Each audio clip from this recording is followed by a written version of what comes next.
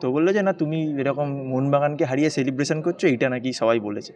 তো আমার কাছে একটাই কথা যে প্রীতম কোটালের এরকম প্রীতম কোটাল হয়ে যায়নি যে মোহনবাগানকে হারিয়ে প্রীতম কোটাল সেলিব্রেশন করবে। প্রীতম কোটাল মোহনবাগানকে হারিয়ে সেলিব্রেশন করেনি। প্রীতম কোটাল কেরালা যখন জিতেছিল ওইদিকে কেরালার সাপোর্টাররা বসেছিল এবং কে ওখান থেকে ভিডিওটা দেখিয়েছে যে আমি সেলিব্রেট করছি এবং পোট্রে এমনভাবে করা হয়েছে যে আমি মোহনবাগানকে হারিয়ে সেলিব্রেশন করেছি, কিন্তু এটা আমার মনে ছিল, আমি কিন্তু বলিনি এতদিন। সেদিন যুবভারতী ক্রীড়াঙ্গনে প্রীতম কোটালের এই সেলিব্রেশন পরবর্তীকালে রীতিমতো ভাইরাল হয়ে গেছিল এবং তারপর মোহনবাগান সমর্থকদের একটা বড় অংশে প্রীতম কোটাল সম্পর্কে একটা বিরূপ মানসিকতা তৈরি হয়েছিল যে ফুটবলাররা প্রফেশনাল, দল চেঞ্জ করলে তাদের আবেগটাই চলে যায়।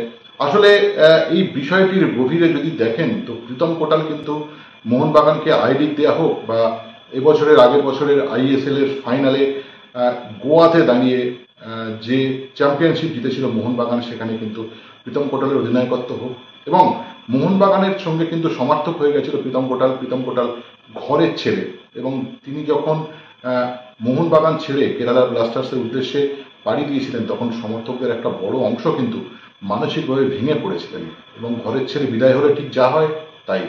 কিন্তু এহেন প্রীতম কোটাল কিভাবে মোহনবাগান সমর্থকদের উদ্দেশ্যে এরকম সেলিব্রেশন করতে পারলেন তা নিয়ে কিন্তু রীতিমতো ঝড় উঠেছিল এবং এই ঝড় যখন প্রীতম কোটালের মোবাইলে বা এক্স হ্যান্ডেলে বা ফেসবুক প্রোফাইলে যখন তিনি দেখছেন রীতিমতো ট্রোলড হচ্ছেন, তখন কিন্তু রীতিমতো মুষড়ে পড়েছিলেন প্রীতম এবং সেই সময়ে দাঁড়িয়ে একটি মোহনবাগান ম্যাচ ছিল, তখন সেই ম্যাচে কলকাতায় ছিলেন এবং আসার ইচ্ছে ছিল, কিন্তু ভেবেছিলেন যে এই ম্যাচে যদি তিনি মাঠে যান তাহলে মোহনবাগান সমর্থকদের একটা অংশের কাছে তিনি অপদস্থ হতে পারেন। ভাবতে পারছেন একসময়ের ঘরের ছেলে অপদস্থ হওয়ার ভয় পাচ্ছেন সোশ্যাল মিডিয়ার এই রকম যে ট্রোলড হওয়ার যে ভয়, এবং সেটা বাস্তবে যদি দাঁড়ায় তো কি হতে পারে। সে প্রীতম কোটাল মোহনবাগান ম্যাচ কলকাতায় থাকা অবস্থায় আসতে পারেননি।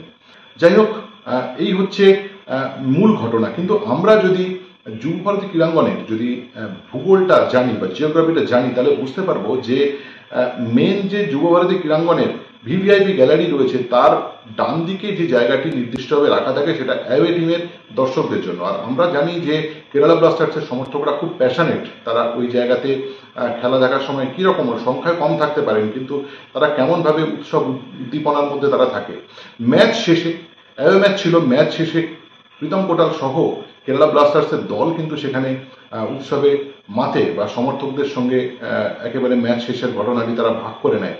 কিন্তু প্রীতম কোটালকে ক্রপ করে এই ভিডিওটি মার্কেটে আসে এবং সেটা ভাইরাল হয়ে যায় এবং গোটা ঘটনার মধ্যে প্রীতম কোটালকে এমনভাবে দেখানো হচ্ছে যেন প্রীতম কোটাল মোহনবাগান সমর্থকদের বলছে আমি কেরালা ব্লাস্টার্সের ফুটবলার, আমি কেরালা ব্লাস্টার্স দেখিয়ে দিলাম, এমন কিছু একদমই নয়।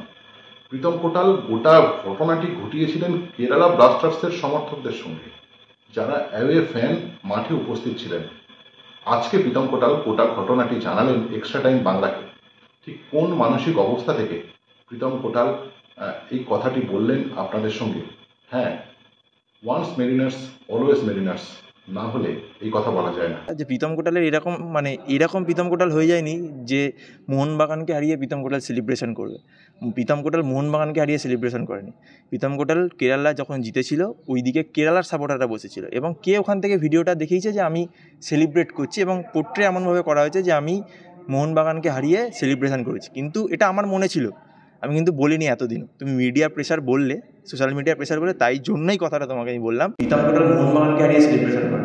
প্রীতম কোটাল কেরালা যখন জিতেছিল ওইদিকে কেরালার সাপোর্টাররা বসেছিল এবং কে ওখান থেকে ভিডিওটা দেখিয়েছে যে আমি সেলিব্রেট করছি এবং পোট্রে এমনভাবে করা হয়েছে যে আমি মোহনবাগানকে হারিয়ে সেলিব্রেশন করেছি, কিন্তু এটা আমার মনে ছিল, আমি কিন্তু বলিনি এতদিন। তুমি মিডিয়া প্রেশার বললে, সোশ্যাল মিডিয়া প্রেশার বলে, তাই জন্যই কথাটা তোমাকে আমি বললাম যে